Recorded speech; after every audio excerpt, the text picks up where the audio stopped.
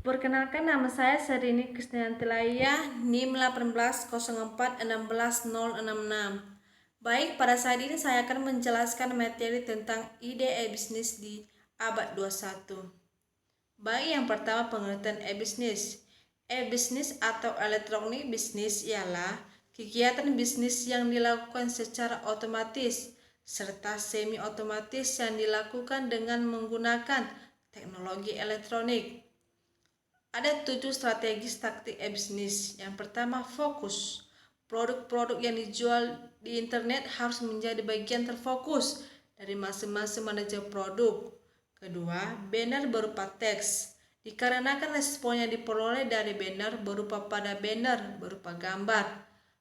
Ketiga, ciptakan dua level afiliasi yang artinya memiliki distributor penjualan utama serta agen penjualan agen kedua yang membantu penjualan produk atau bisnis.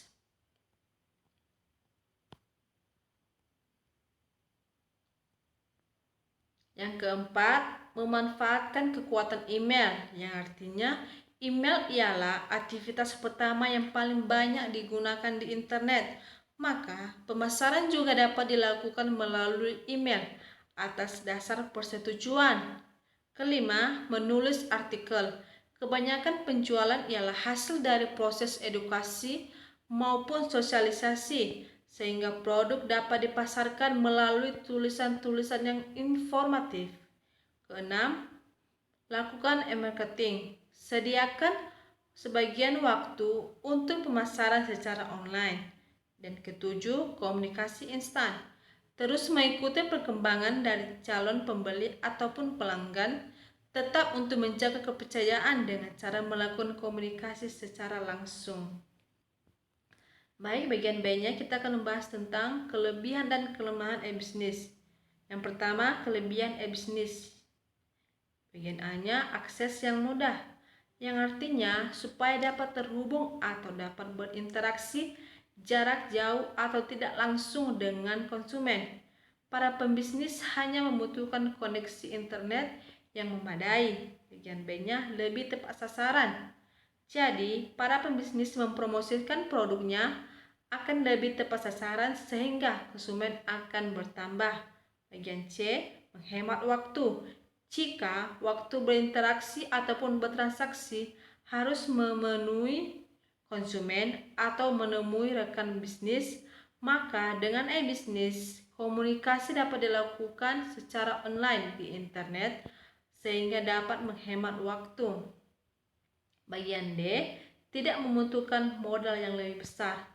Kebanyakan banyak orang yang beranggapan bahwa memulai bisnis membutuhkan modal yang cukup besar, khususnya dalam melakukan promosi produk yang akan dijual.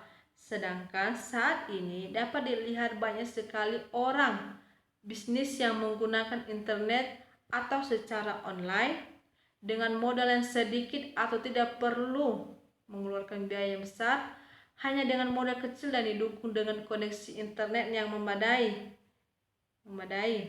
Baik, selanjutnya kelemahan e-bisnis.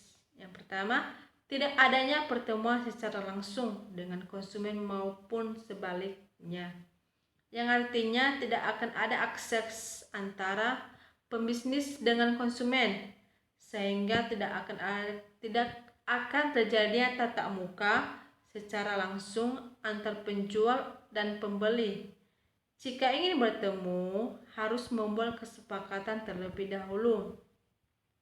Bagian B-nya, berisikonya terjadi penipuan. Karena transaksi tidak secara langsung, maka berisiko terjadinya penipuan, terutama bagi pembisnis pemula yang masih kurang pengetahuan mengenai bisnis di internet. Tapi saat ini banyak sekali cara untuk menghindari penipuan. Salah satunya dengan transaksi menggunakan rekening bersama sehingga transaksi menjadi lebih aman.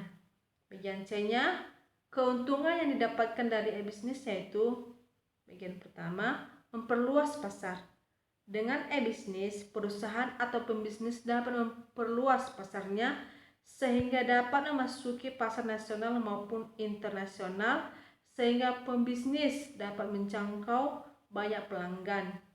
Kedua, menekan biaya telekomunikasi dan waktu transaksi serta penerimaan produk.